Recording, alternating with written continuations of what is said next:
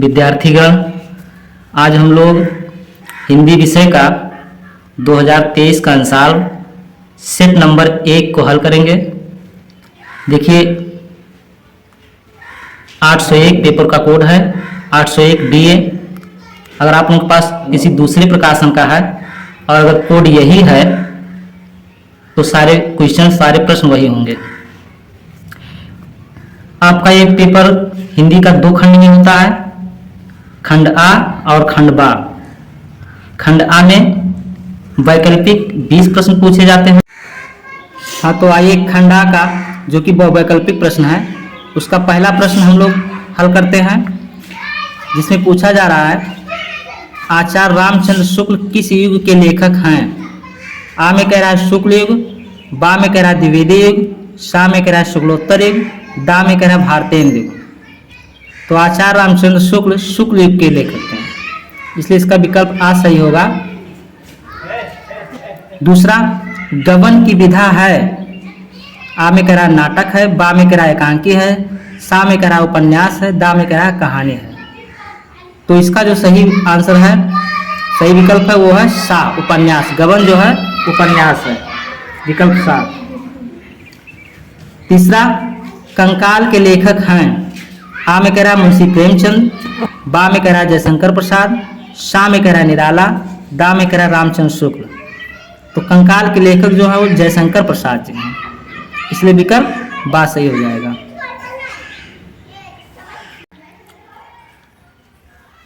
जयशंकर प्रसाद। चौथा, कलम का सिपाही कृत है। आ धर्मवीर भारती की, बा गे की, सा जैनेन्द्र की, दा अमृत राय की। तो इसका सही जवाब है विकल्प दा सही है, अमृत राय की। पांचवा, शुक्ल युग की समय अवधि है। आ कह रहा है 1900 ईस्वी से 1918 तक, बा 1919 ईस्वी से 1938 तक, सा 1936 ईस्वी से 1943 तक, दा 1850 ईस्वी से 1900 तक। तो इसका सही उत्तर है विकल्प बा सही है, 1919 ईस्वी से 1938 ईस्वी तक। छठवां कह रहा है साकेत रचना है। आ कह रहा है महादेवी वर्मा की, बा सुमित्रा नंदन पंत की, सा जयशंकर प्रसाद की, दा मैथिली शरण गुप्त की। तो इसका सही उत्तर है दा विकल्प सही है, मैथिली शरण गुप्त की। सातवां, महादेवी वर्मा कवयित्री हैं। आ प्रगतवाद युग की, बा द्विवेदी युग की, सा छायावाद युग, दा प्रयोगवाद युग की। तो इसका सही विकल्प है सा सही है, छायावाद युग। आठवां प्रश्न कर रहा है गंगा लहरी रचना है। आ पद्माकर की, बा बिहारी की, सा भूषण की, दा मोतीराम की। तो इसका आ विकल्प सही है, पद्माकर की। नौवां, आधुनिक काल की समय सीमा है। आ में कह रहा है 1919 ईस्वी से 1938 ईस्वी तक, बा कह रहा है 1936 ईस्वी से 1943 ईस्वी तक, सा में कह रहा है 1918 ईस्वी से 1950 ईस्वी तक, दा कह रहा है 1843 ईस्वी से अब तक। तो इसका विकल्प दा सही है, 1843 ईस्वी से अब तक।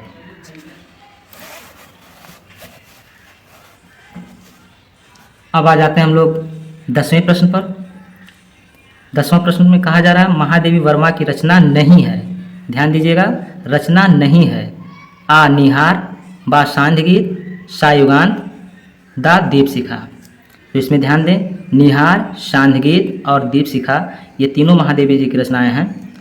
ये युगांत सा वाला नहीं है, इसलिए आपका विकल्प सही हुआ सा। 11 में पूछा जा रहा है हास्य रस का स्थायी भाव है। आ रति, बा हास, सा निर्वेद, दा विस्मय। तो हास्य रस का स्थायी भाव हास होता है, विकल्प बात सही है। 12 नंबर पर पूछा जा रहा है पेपर पात सरिस मनडोला उपर्युक्त पंक्ति में अलंकार है। आ रूपक, बा उपमा, सा उत्प्रेक्षा, दा अनुप्रास। तो यहाँ पे उपमा अलंकार है, इसलिए बा विकल्प सही होगा। 13 नंबर पे कहा जा रहा है सोरठा छंद में चरण होते हैं। आ 4, बा 2, सा 3, दा 1। तो सोरठा में 4 चरण होते हैं, इसलिए विकल्प आ सही है।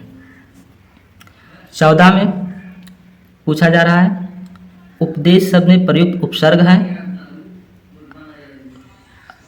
आ में कह रहा है उ, बा में कह रहा है आ, और शा में कह रहा है उप, और दा में कह रहा है अन। तो उपसर्ग उपदेश में उपसर्ग जो है वो है उप, इसलिए विकल्प आपका सा सही होगा।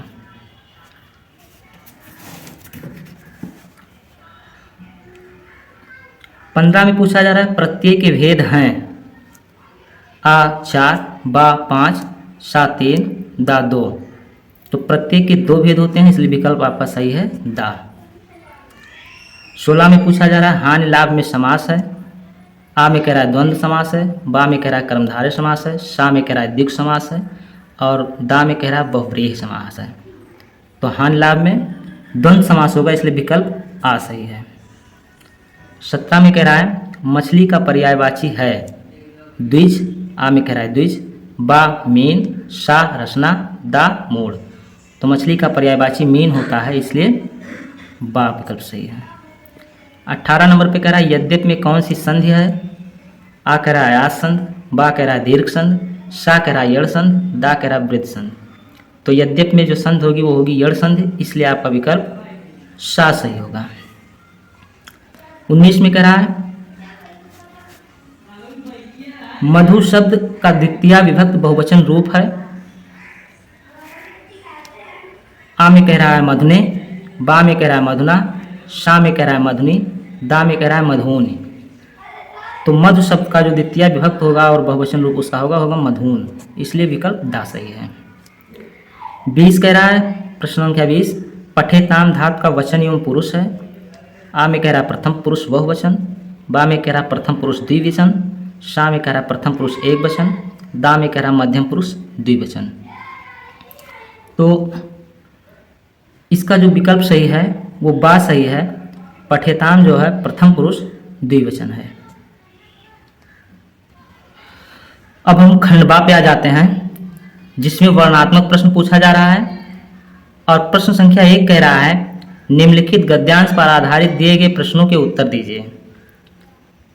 गद्यांश क्या कह रहा है, आज हम इसी निर्मल शुद्ध शीतल और स्वस्थ अमृत की तलाश में हैं और हमारी इच्छा अभिलाषा और प्रयत्न ये है कि वह इन सभी अलग अलग बहती हुई नदियों में अभी भी उसी तरह बहता रहे और इनको वह अमर तत्व देता रहे जो जमाने के हजारों थपेड़ों को बर्दाश्त करता हुआ भी आज हमारे अस्तित्व को कायम रखे हुए है और रखेगा।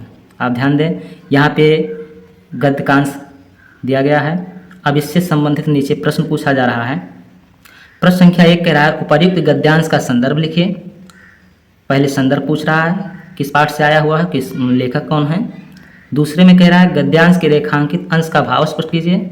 आप देखें यहाँ रेखांकित अंश आज से लेकर के तलाश में है तक ये रेखांकित अंश है, इसका भाव स्पष्ट करना है। तीसरा कह रहा है लेखक के अनुसार हमारा अस्तित्व किस कारण से आज भी कायम है। ये प्रश्न किया जा रहा है जिसका उत्तर आपके इसी गद्यांश में ही छुपा हुआ है। यही इसी को पढ़ करके आपको इसका उत्तर दे देना होता है। तो आइए सबसे पहले हम इसके गद्यांश को देखते हैं, संदर्भ को देखते हैं। तो जो गद्यांश दिया गया है उसका संदर्भ ये भारतीय संस्कृत पाठ से लिया गया है और इसके लेखक डॉक्टर राजेंद्र प्रसाद हैं। कैसे लिखेंगे हम इसे, देखिए संदर्भ प्रस्तुत गद्यांश हमारी पाठ्य पुस्तक में संकलित भारतीय संस्कृति पाठ से अवतरित है, जिसके लेखक डॉक्टर राजेंद्र प्रसाद हैं। अब रेखांकित अंश की व्याख्या। जो रेखांकित अंश कह रहा है आज हम इसी निर्मल शुद्ध और शीतल और स्वस्थ अमृत की तलाश में हैं, इसकी व्याख्या करनी है हमें। रेखांकित अंश की व्याख्या।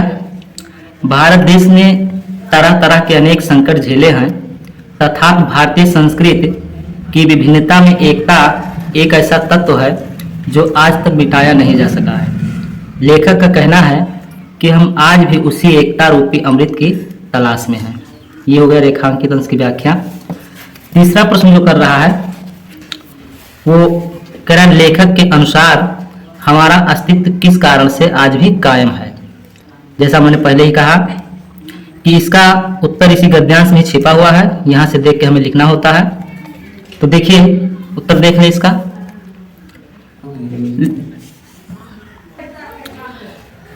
लेखक के अनुसार भारतीय संस्कृति अनेक थपेड़ों को बर्दाश्त करती हुई आज भी हमारे अस्तित्व को कायम रखे हुए है।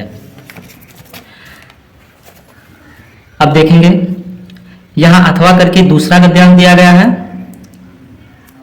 जो गद्यांश है, ये कोई बात नहीं कि एक ही स्वभाव और रुचि के लोगों में ही मित्रता हो सकती है। समाज में विभिन्नता देखकर लोग एक दूसरे की ओर आकर्षित होते हैं। जो गुण हमें नहीं है, हम चाहते हैं कि कोई ऐसा मित्र मिले जिसमें वे गुण हों। चिंताशील मनुष्य प्रफुल्लित चित्त का साथ ढूंढता है, निर्बल बलि का, धीर उत्साही का। अब यहाँ पे इसी गद्यांश से संबंधित प्रश्न कर रहा है।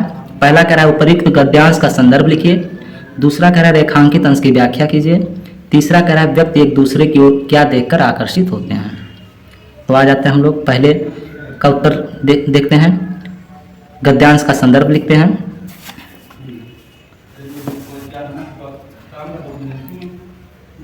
जो गद्यांश अभी हम लोगों ने पढ़ा वो मित्रता पाठ से आया हुआ है और उसके लेखक आचार्य रामचंद्र शुक्ल हैं। अब देखिए गद्यांश का संदर्भ लिखेंगे कैसे। संदर्भ प्रस्तुत अवतरण हमारी पाठ्य पुस्तक में संकलित मित्रता पाठ से उद्धृत है, जिसके लेखक आचार्य रामचंद्र शुक्ल हैं। दूसरा कह रहा है रेखांकित अंश की व्याख्या कीजिए। रेखांकित अंश देखिए कहाँ से है। समाज में विभिन्नता देखकर लोग एक दूसरे की ओर आकर्षित होते हैं, इतना है। और इसका अर्थ हम व्याख्या करेंगे। रेखांकित अंश की व्याख्या, प्रस्तुत अवतरण में लेखक का मत है कि मित्रता के लिए स्वभाव और समान रुचि वालों में ही परस्पर मित्रता हो, यह धारणा उचित नहीं है, बल्कि लोग विभिन्नता देखकर भी परस्पर आकर्षित होते हैं। लेखक कहना कि कोई जरूरी नहीं है कि मित्रता अपने स्वभाव और अपने रुचि के लोगों से ही हो, बल्कि विपरीत लोगों से भी, विपरीत स्वभाव विपरीत रुचि वालों से भी मित्रता होती है। विपरीत स्वभाव वालों के प्रति भी लोग आकर्षित होते हैं। तीसरा प्रश्न कर रहा है व्यक्ति एक दूसरे की ओर क्या देखकर आकर्षित होते हैं। तो इसका उत्तर यहीं से हम लोग देखेंगे। कह रहा है लेखक के अनुसार समाज में विभिन्नता देखकर अपनी कमियों को भरने के लिए विपरीत गुणों की तरफ लोग आकर्षित होते हैं। जैसे निर्बल व्यक्ति बलवान की तरफ, दुखी व्यक्ति सुखी की तरफ, अज्ञानी व्यक्ति ज्ञानी की तरफ आकर्षित होता है।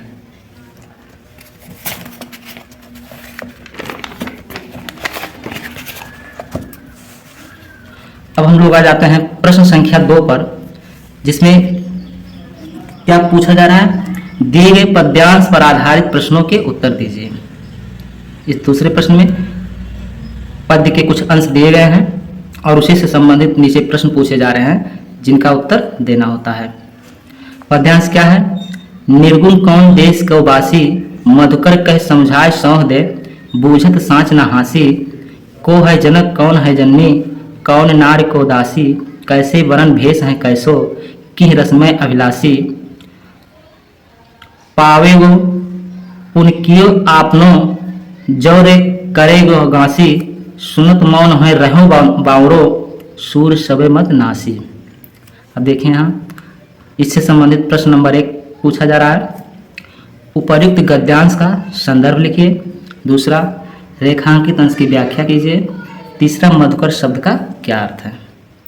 तो आ जाते हैं हम लोग सबसे पहले इसके पहले प्रश्न पर, जिसमें पद्यांश का संदर्भ कह रहा है। तो ये जो पद्यांश आया हुआ है ये पद नामक पाठ से है, जिसके कवि रचयिता सूरदास जी हैं। संदर्भ देख लें। प्रस्तुत पद्यांश हमारी पाठ्य पुस्तक काव्य संकलन के पद नामक पाठ से उद्धृत है, जिसके रचयिता सूरदास जी हैं। बस इतने लिखना होता है संदर्भ में, इस पाठ से आया है और उसके लेखक या कवि कौन है। अब दूसरा प्रश्न कह रहा है रेखांकित अंश की व्याख्या कीजिए। रेखांकित अंश यहाँ से देखिए है, को है जनक कौन है जननी, कौन नार को दासी, कैसे वरण भेष है कैसो, की रस में अभिलाषी। इतनी ही का हमें व्याख्या करना है। आइए इसकी व्याख्या देखते हैं।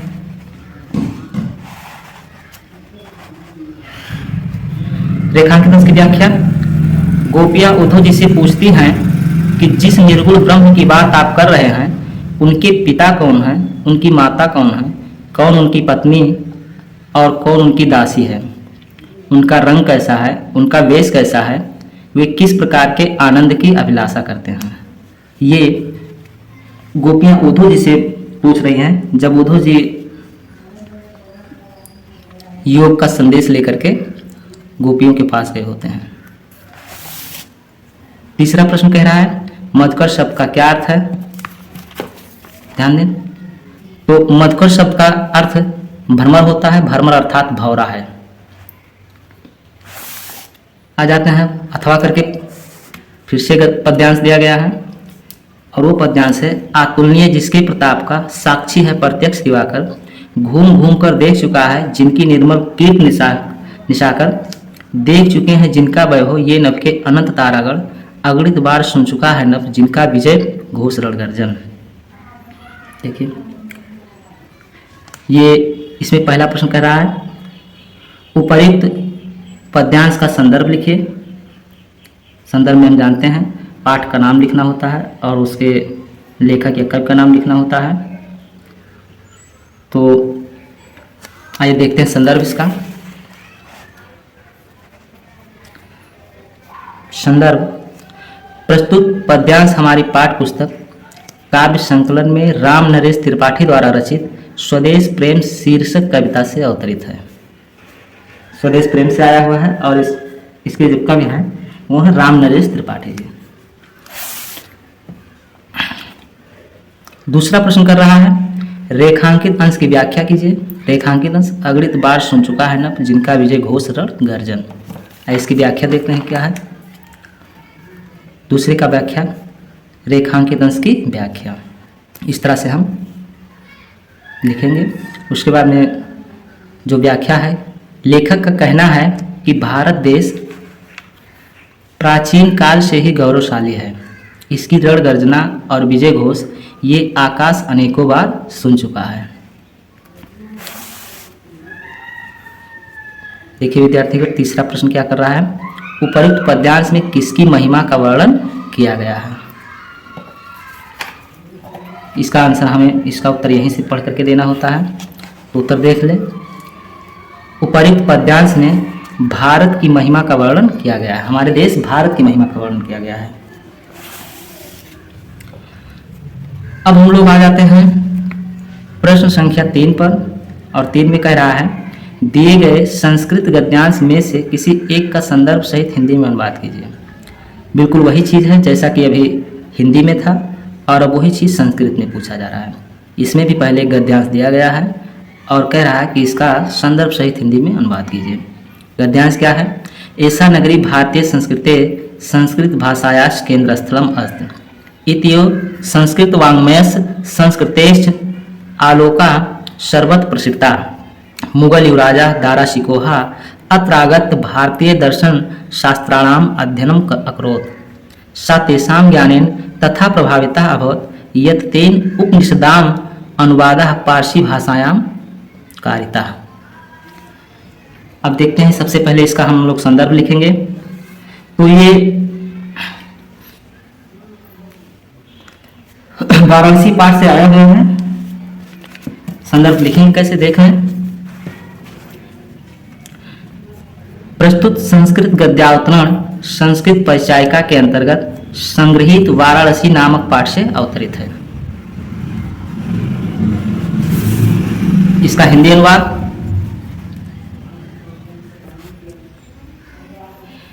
यह नगरी भारतीय संस्कृत और संस्कृत भाषा का केंद्र स्थल है। यहीं से संस्कृत साहित्य और संस्कृति का प्रकाश सब जगह फैला था। मुगल युवराज दारा शिकोह ने यहाँ आकर भारतीय दर्शन शास्त्रों का अध्ययन किया था। वह उनके ज्ञान से ऐसा प्रभावित हुआ कि उसने उपनिषदों का अनुवाद फारसी भाषा में कराया। ये इसका अनुवाद हो गया और अब इसी में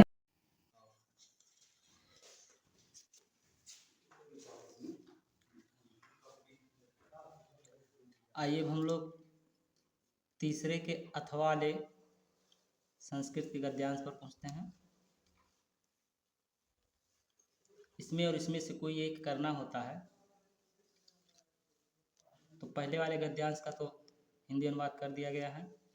अब इसका देखिए क्या कह रहा है। अस्माकं संस्कृति सदा गतिशीला वर्तते, मानव जीवनं संस्कृतम ऐसा यथा समयम नवां नवां विचारधारां स्वीकरोति, नवां शक्ति च प्राप्नोति, अत्र दुराग्रह नास्ति, यत् युक्तियुक्तं कल्याणकारी च तदत्र सहर्षं गृहीतं भवति। एतस्याः गतिशीलतायाः रहस्यं मानवजीवनस्य शाश्वतमूल्येषु निहितं, तद् यथा सत्यस्य प्रतिष्ठा सर्वभूतेषु संभावः, विचारेषु औदार्यम् आचार्य दृढ़ता चेत। कह रहा इसका संदर्भ हिंदी में अनुवाद कीजिए। तो आइए इसका संदर्भ देखते हैं। ये भारतीय संस्कृति पाठ से है। देख लें संदर्भ लिखना कैसे है।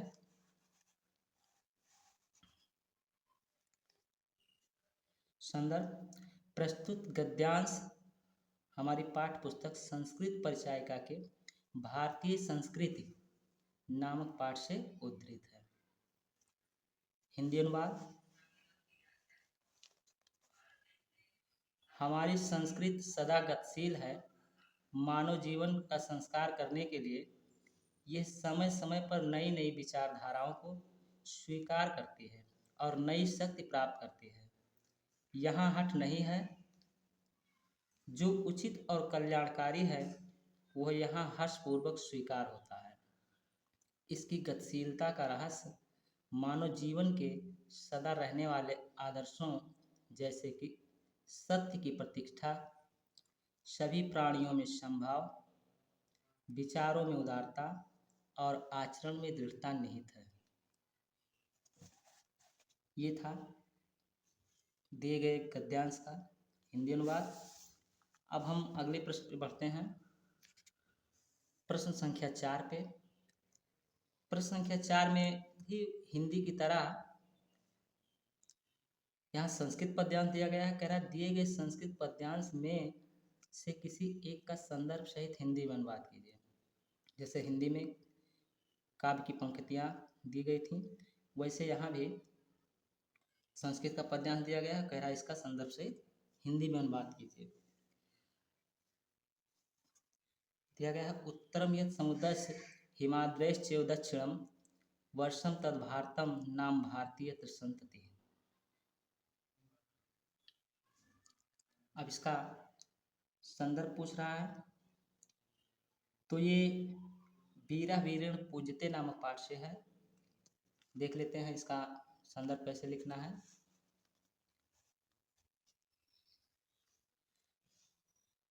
प्रस्तुत संस्कृत पद्यांश संस्कृत दिग्दर्शिका में संकलित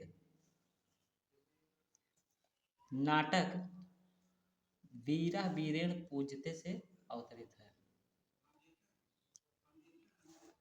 हिंदी अनुवाद क्या कह रहा है। समुद्र के उत्तर में और हिमालय के दक्षिण में जो देश है उसका नाम भारत है तथा उसकी संतान भारतीय है। ये ना कह रहा है उत्तर में समुद्र के उत्तर में हिमाद्रैश्चैव दक्षिणम और हिमालय के दक्षिण में वर्षम तद भारतम, जो देश है उसका नाम भारत है, भारतीय संतति और वहाँ के रहने वाले जो है संतान या वहाँ के निवासी भारतीय हैं।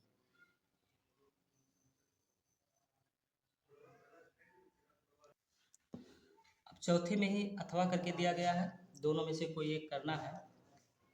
अथवा वाले में कह रहा है किम नु हित्वा प्रियो भवत, किम हित्वा न सोचत,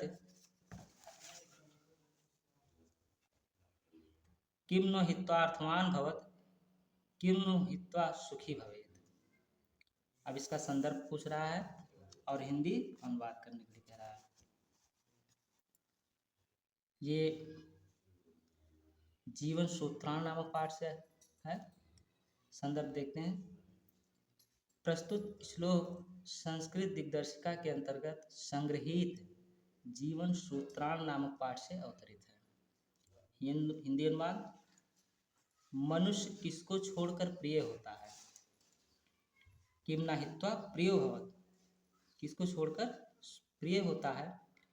किसको छोड़कर शोक नहीं करता है? किम न हित्वा न शोचत। मतलब किसको छोड़ करके नहीं शोक करता है, दुख नहीं करता है। किसको छोड़कर धनवान हो जाता है और किसको छोड़कर सुखी होता है। किसको छोड़कर सुखी होता है। किम न हित्वा अर्थवान, किसे छोड़कर धनवान हो जाता है, और किम न हित्वा सुखी भवेत्, और किसको छोड़कर सुखी हो जाता है। अब आ रहे हैं हम पांचवें प्रश्न पर। पांचवा प्रश्न कह रहा है अपने पठित खंड काव्य के आधार पर निम्नलिखित प्रश्नों में से किसी एक का उत्तर दीजिए। विद्यार्थीगण, ये खंड काव्य जो होता है ये हर मंडल का अलग अलग होता है, तो इस नाते अभी इसको ऐसे पढ़ाना ठीक नहीं है। आप लोग कमेंट करके अपने अपने ज़िले का नाम बता देंगे तो मंडल वाइज मैं एक विशेष वीडियो इसके लिए बना दूंगा। जिस मंडल में जो पढ़ाया जाता है जो खंड काव्य, उस आधार पर मैं अलग से एक वीडियो बना कर दे दूँगा। तो इसको छोड़ दिया जा रहा है। आ जाते हैं हम लोग प्रश्न संख्या 6 पे। प्रश्न संख्या 6 में कह रहा है दिए गए लेखकों में से किसी एक का जीवन परिचय लिखते हुए उनकी एक प्रमुख रचना का उल्लेख कीजिए। इसमें जीवन परिचय पूछा जा रहा है लेखक का। लेखक और कवि दोनों का जीवन परिचय पूछा जाता है, लेकिन 6ठे में लेखक का पूछा गया है। पहले नंबर पे आचार्य रामचंद्र शुक्ल, दूसरा जयशंकर प्रसाद, तीसरा डॉक्टर राजेंद्र प्रसाद। तीनों में से किसी एक लेखक का जीवन परिचय लिख देना है। हम यहाँ तीनों लेखकों का जीवन परिचय हल कर दे रहे हैं।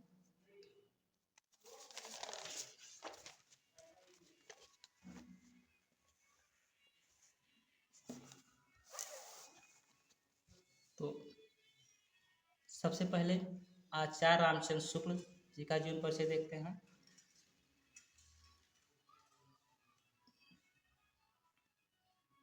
जीवन परिचय में कुछ विशेष चीज़ें जैसे उनका जन्म कहाँ हुआ था, उनके माता पिता कौन थे, उनकी शिक्षा दीक्षा कहाँ से प्रारंभ हुई, साहित्य में उन्होंने कैसे प्रवेश किया या उनका योगदान क्या हुआ, यही सब चीज़ें अगर आप थोड़ा सा ध्यान दे देते हैं तो जीवन परिचय बहुत ही आसान हो जाता है। देखें, आचार्य रामचंद्र शुक्ल का जन्म बस्ती जिले के अगोना नामक गांव में 1884 ईस्वी में हुआ। 4 वर्ष की अवस्था में ये अपने पिता के साथ राठ जिला हमीरपुर चले गए और वहीं इनकी प्रारंभिक शिक्षा हुई। 1901 ईस्वी में इन्होंने मिशन स्कूल से फाइनल परीक्षा उत्तीर्ण किया, किंतु गणित में कमजोर होने के कारण इंटर की परीक्षा नहीं दे सके। यहाँ देखिए फाइनल परीक्षा का मतलब यहाँ हाई स्कूल से है। मिर्जापुर में पंडित केदारनाथ पाठक एवं बद्री नारायण चौधरी, जो एक टाइटल लगाते थे प्रेमघन, के संपर्क में आकर इन्हीं हिंदी साहित्य के अध्ययन को बल मिला। 1909 ईस्वी में हिंदी शब्द सागर के लिए वैतनिक सहायक के रूप में, वेतन सहित वैतनिक सहायक के रूप में काशी आ गए। श्वास का दौरा होने के कारण 1941 ईस्वी को इनका देहावसान हो गया। प्रमुख रचना भी पूछा जा रहा है। एक ही रचना की बात की गई है, प्रश्न में केवल एक रचना की बात की गई है, एक प्रमुख रचना। तो उनकी एक प्रमुख रचना जो सबसे प्रसिद्ध है वह हिंदी साहित्य का इतिहास, आचार्य रामचंद्र शुक्ल का प्रमुख हिंदी साहित्य का इतिहास। दूसरे नंबर पे जयशंकर प्रसाद जी का जीवन परिचय लिखने के लिए आया, कुछ कह रहा है। देखिए जयशंकर प्रसाद जी का। जयशंकर प्रसाद का जन्म काशी के एक प्रतिष्ठित वैश्य परिवार में 1889 ईस्वी में हुआ था। इनके पिता श्री देवी प्रसाद साहू सुंघनी साहू के नाम से प्रख्यात थे। इनकी शिक्षा का प्रारंभ घर पर ही हुआ। संस्कृत, फारसी, उर्दू और हिंदी की शिक्षा इन्होंने घर पर ही स्वाध्याय से प्राप्त की। 12 वर्ष की आयु में इनके पिता का देहांत हो गया। पिता के देहांत के 2-3 वर्षों के भीतर इनकी माता का भी देहांत हो गया। इस प्रकार 17 वर्ष की अल्पायु में इन्हें परिवार संचालन का भार संभालना पड़ा। यक्ष्मा के कारण प्रसाद जी का देहांत 1937 ईस्वी को हो गया। यक्ष्मा के कारण प्रसाद जी का देहांत 1937 ईस्वी को हो गया। एक ही रचना पूछा जा रहा है, प्रश्न में एक रचना पूछा गया है। यहाँ एक से अधिक रचनाएं मैं बता दे रहा हूँ। देखिए प्रमुख रचनाओं में स्कंदगुप्त, अजातशत्रु, चंद्रगुप्त, इनकी बहुत ही प्रसिद्ध रचनाएं हैं जयशंकर प्रसाद जी के।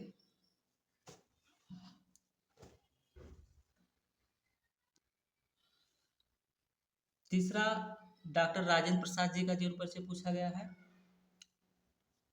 देखिए डॉक्टर राजेंद्र प्रसाद जी का जीवन परिचय। देश रत्न डॉक्टर राजेंद्र प्रसाद का जन्म बिहार राज्य के छपरा जिले के जीरादेई नामक ग्राम में 1884 ईस्वी में हुआ था। आपने एंट्रेंस और एमए तक फारसी पढ़ी। कोलकाता विश्वविद्यालय से इन्होंने एमए और एमएल की परीक्षा उत्तीर्ण की। महात्मा गांधी के विचारों से प्रभावित होने के कारण 1920 ईस्वी में वकालत छोड़कर पूर्णतः देश सेवा में लग गए। आप ध्यान देंगे ये एमए और एमएल की परीक्षा उत्तीर्ण करने के बाद वकालत करने लग गए थे, लेकिन महात्मा गांधी जी के संपर्क में आने से इन्होंने वकालत छोड़ दी और देश सेवा में लग गए। हिंदी के प्रति इनका रुझान बचपन से ही था। इनका संबंध हिंदी साहित्य सम्मेलन प्रयाग, काशी नागरिक प्रचारणी सभा, हिंदुस्तानी प्रचार सभा आदि कई संस्थाओं से बराबर रहा। भारत के प्रथम राष्ट्रपति का गौरव प्राप्त कर आप 28 फरवरी 1963 ईस्वी में परलोकवासी हो गए। इनकी प्रमुख रचना जो है, एक ही रचना लिखना है, वह भारतीय शिक्षा। क्या है? भारतीय शिक्षा।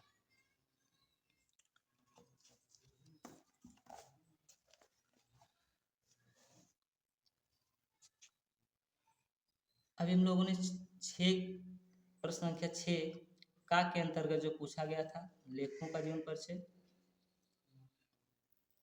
उसको पढ़ा। अब हम 6 प्रश्न संख्या 6 के अंतर्गत जो खा में दिया गया है, दिए गए कवियों में से किसी एक का जीवन परिचय देते हुए उनकी एक प्रमुख रचना का उल्लेख कीजिए। इससे पहले जो है लेखकों का पूछा गया और अब कवियों का पूछा जा रहा है, जिसमें पहले नंबर पर तुलसीदास, दूसरा सुभद्रा कुमारी चौहान, तीसरा बिहारी। आइए हम एक एक करके इन तीनों कवियों का जीवन परिचय देख लेते हैं।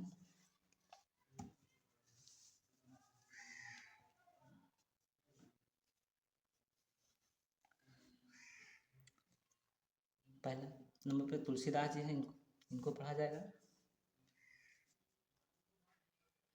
तुलसीदास का जन्म बांदा जिले के राजापुर नामक गांव में 1532 ईस्वी में हुआ था। कुछ लोग इनका जन्मस्थान एटा जिले के सोरो नामक स्थान को मानते हैं, यानी इनके जन्मस्थान को लेकर के मतभेद है। कुछ लोग इन्हें राजापुर नामक गांव में मानते हैं बांदा जिले में, और कुछ लोगों का कहना है कि एटा जिले के सोरो नामक स्थान में हुआ था। ये सरयू पारेर ब्राह्मण थे। इनके पिता का नाम आत्माराम दुबे और माता का नाम हुलसी था। इनका पालन पोषण स्वामी नरहर दास ने किया था। काशी के शेष सनातन नामक विद्वान ने इन्हें वेदों, पुराणों आदि ग्रंथों का ज्ञान कराया था। इनका विवाह दीनबंधु पाठक की कन्या रत्नावली से हुआ था। कहते हैं कि पत्नी के उपदेश से ही इनके मन में वैराग्य उत्पन्न हुआ। इसके लिए एक जगह पे लिखा गया है, अस्थ चर्म में देह मम तामे ऐसी प्रीत, ऐसी जो रघुनाथ माँ होत न तो भभीत। ये तुलसीदास जी की पत्नी ने, रत्नावली ने कहा था, और जिससे इनका हृदय परिवर्तित हुआ और ये वैराग अपना लिए। इनका जीवन काशी, अयोध्या और चित्रकूट में अधिक व्यतीत हुआ। इनकी मृत्यु काशी के 80 घाट पर 1632 ईस्वी में हुई।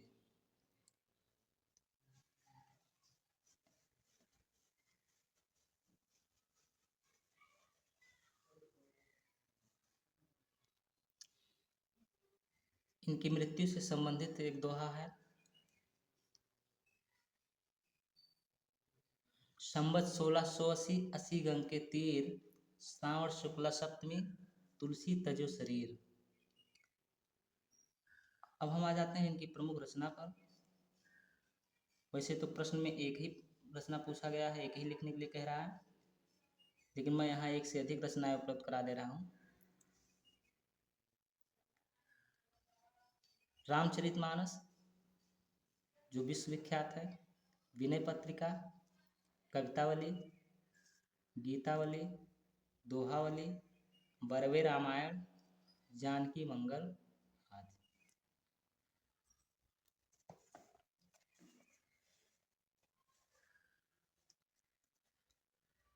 प्रश्न संख्या 7 में कह रहा है, अपनी पाठ्य पुस्तक में से कंठस्थ कोई एक श्लोक लिखिए जो इस प्रश्न पत्र में ना आया हो।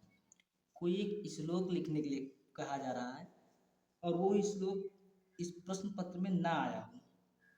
बस इतने सावधानी बरतनी, इतने ध्यान देना है कि जो इस प्रश्न पत्र में ना हो वही कोई कंठस्थ किया हुआ, याद किया हुआ कोई एक श्लोक लिख देना होता है।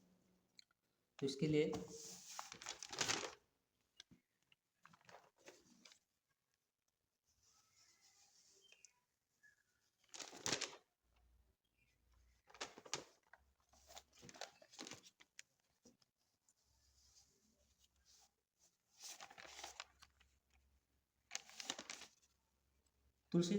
तुलसीदास जी के बाद में दूसरा जो पूछा जा रहा है वो सुभद्रा कुमारी चौहान का है। जीवन परिचय, सुभद्रा कुमारी चौहान जी का भी जीवन परिचय देख लेते हैं। हिंदी साहित्य में सर्वप्रथम राष्ट्रीय भावनाओं को गुंजाने वाली कवयित्री श्रीमती सुभद्रा कुमारी चौहान का जन्म प्रयाग के निहालपुर मोहल्ले में 1904 ईस्वी में हुआ था। इनके पिता का नाम ठाकुर रामनाथ सिंह था। इनकी प्रारंभिक शिक्षा प्रयागराज में हुई। गांधी जी के असहयोग आंदोलन से प्रभावित होकर इन्होंने पढ़ाई छोड़ दी और स्वदेश सेवा का व्रत ले लिया। इस कारण कई बार इन्हें जेल यात्रा करनी पड़ी। मुकुल नामक काव्य ग्रंथ पर इन्हें शेक्सपियरिया पुरस्कार प्राप्त हुआ था। ध्यान दें, शेक्सपियरिया पुरस्कार। 1948 ईस्वी में एक कार दुर्घटना में इनकी असामयिक मृत्यु हो गई। कार दुर्घटना में इनकी मृत्यु हुई थी। और इनकी प्रमुख रचना मुकुल और त्रिधारा। हालांकि इसमें एक ही पूछा जा रहा है, एक ही लिखने के लिए कहा जा रहा है, तो मुकुल या त्रिधारा।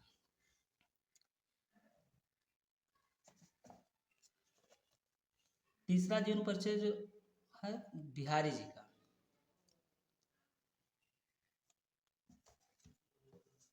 बिहारी जी का जीवन परिचय देख लीजिए। बिहारी का जन्म ग्वालियर राज्य के अंतर्गत बसुआ गोविंदपुर नामक गांव में 1595 ईस्वी में हुआ था। ये मथुरा के चौबे ब्राह्मण थे। इनके पिता का नाम केशव राय था। इनका बचपन बुंदेलखंड और युवावस्था ससुराल मथुरा में बीता।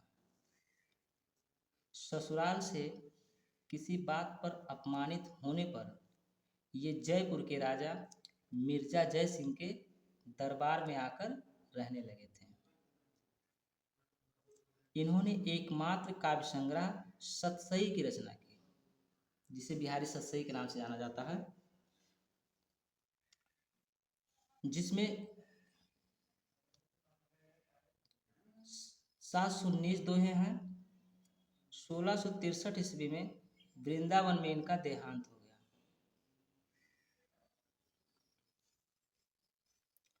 प्रमुख रचना बिहारी सतसई।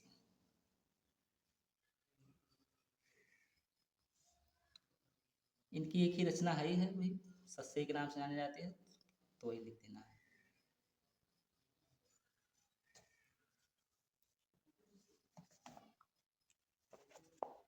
सातवां कह रहा है अपनी पाठ्य पुस्तक में से कंठस्थ कोई एक श्लोक लिखिए जो इस प्रश्न पत्र में ना आया हो। एक तो इसका हल एक आसान श्लोक मैं यहाँ लिख रहा हूँ, जो कि सेट में नहीं पूछा गया है। पहले सेट में सर्वे भवन्तु सुखिनः सर्वे सन्तु निरामयाः सर्वे भद्राणि पश्यन्तु मा कश्चित् दुःखभाग् भवेत्।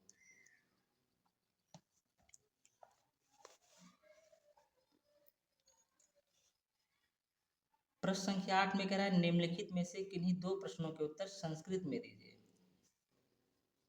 इस संस्कृत दिग्दर्शिका के अंतर्गत जो पाठ हैं उन्हीं में से प्रश्न दिया गया है और उसका उत्तर लिखने के लिए कह रहा है। दिए 4 गए हैं, 1 2 3 4, 4 में से किन्हीं दो के उत्तर लिखने हैं, दो के उत्तर देने हैं।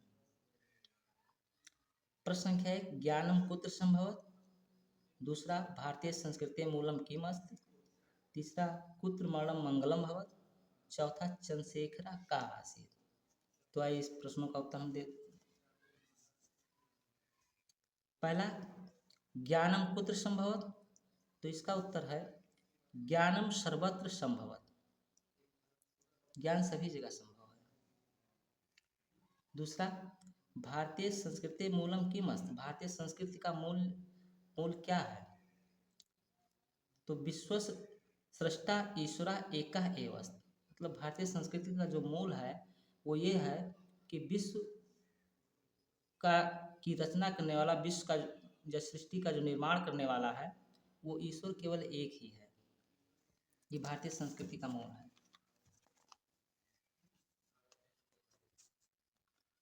तीसरा प्रश्न है कुत्र मरणम मंगलम भवत, कहाँ मृत्यु को प्राप्त करना मंगलकारी होता है, तो इसका उत्तर है वाराणस्याम मरणम मंगलम भवत। ये वाराणसी पाठ से है।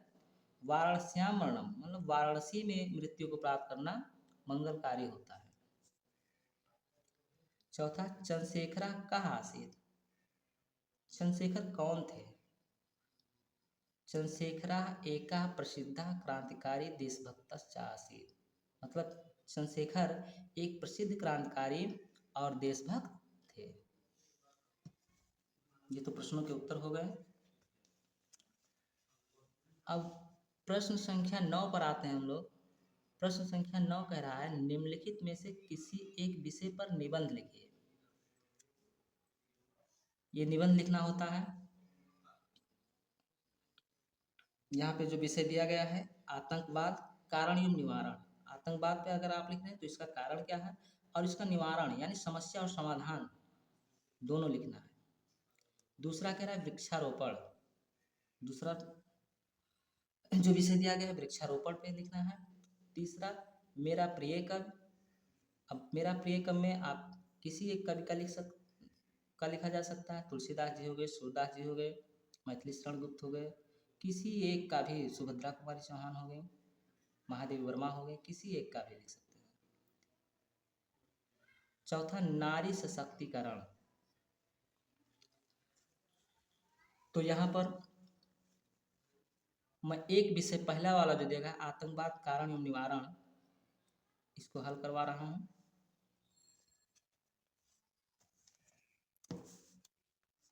आतंकवाद कारण एवं निवारण। सबसे पहले हम आतंकवाद का अर्थ जानते हैं। आतंकवाद का अर्थ क्या होता है? आतंकवाद से प्राय क्या है या आतंकवाद से आशय क्या है? अपने निजी राजनीतिक स्वार्थों की पूर्ति के लिए विभिन्न बाह्य शक्तियां जब किसी राष्ट्र में व्यापक स्तर पर जनता में अपने भयानक कारनामों द्वारा भय, असंतोष तथा असुरक्षा की भावना को फैला देती हैं, तब उस स्थिति को हम आतंकवाद कहते हैं। अब आतंकवाद के कारण क्या है? किस कारण से आतंकवाद का जन्म होता है? तो जो पहला कारण देखें, बाह्य शक्तियों के प्रभाव। बाह्य शक्तियों के प्रभाव है। दूसरा है शिक्षा का अभाव। शिक्षा के अभाव, शिक्षा की कमी के कारण भी आतंकवाद को बढ़ावा मिलता है। तो दूसरा कारण शिक्षा का अभाव है। तीसरा है उचित पथ प्रदर्शन का अभाव। मतलब जब सही दिशा में मार्गदर्शन नहीं किया जाता है, सही रास्ता नहीं दिखाया जाता है, इससे भी जो है आतंकवाद में बढ़ावा मिलता है। तो तीसरा कारण ये होगा। चौथा है आजीविका की समस्या। मनुष्य के सामने आजीविका की समस्या बहुत प्रमुख समस्या है और इस समस्या से परेशान होकर भी लोग गलत मार्ग को चुन लेते हैं। तो चौथा कारण जो है आतंकवाद का, वो है आजीविका की समस्या। पांचवा है प्रशासनिक अकुशलता और छठवां है राजनीतिक कुचक्रों का परिणाम। यह आतंकवाद के कारण है। अब हम आतंकवाद का निवारण जानेंगे। इसका निवारण होगा कैसे, कैसे किया जा सकता है?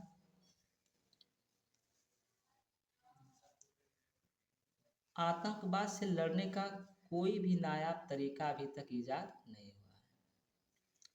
पिछले कई सालों से देश आतंकवाद की चपेट में है, लेकिन इस पर अभी तक किसी भी तरीके से काबू नहीं पाया जा सका है।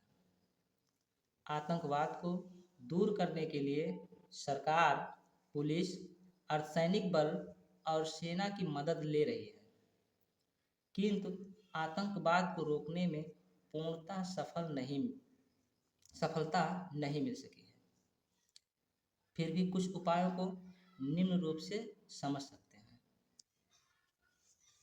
वो उपाय क्या है देखते हैं। पहला है उचित नैतिक शिक्षा। शिक्षा कैसी हो? नैतिकता पूर्ण हो। दूसरा, बाह्य एवं विध्वंसक शक्तियों का कठोरता से दमन। जो विध्वंसक शक्तियां हों या जो बाह्य शक्तियां हों जिनसे खतरा उत्पन्न होने का भय हो या जो नुकसान पहुंचा सकते हैं, उनका दमन कठोरता से किया जाए। तीसरा, जनता में जागरूकता की भावना पैदा करना। जनता जब जागृत होगी तो इससे आतंकवाद को कम करने में बहुत अधिक सफलता मिलेगी। तो इसलिए जनता में को जागरूक होना बहुत ज़रूरी है। तो तीसरा जो निवारण है, उपाय है, वो जनता में जागरूकता की भावना पैदा करना। चौथा है सीमाओं पर कठोर नियंत्रण। सीमाओं पर जब तक कठोर नियंत्रण नहीं होगा तब तक इस आतंकवाद से निपटना असंभव है। पांचवा है राजनीतिक एकता। राजनीतिक एकता भी बहुत जरूरी है। तभी जब तभी जो है आतंकवाद को खत्म किया जा सकता है।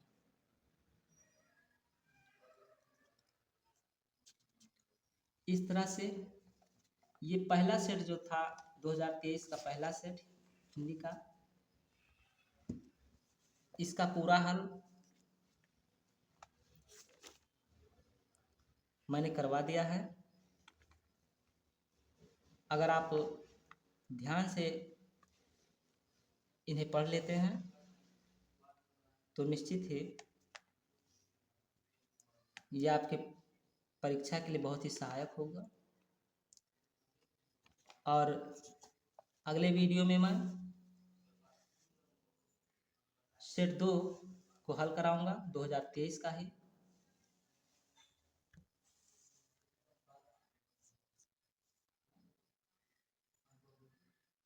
धन्यवाद।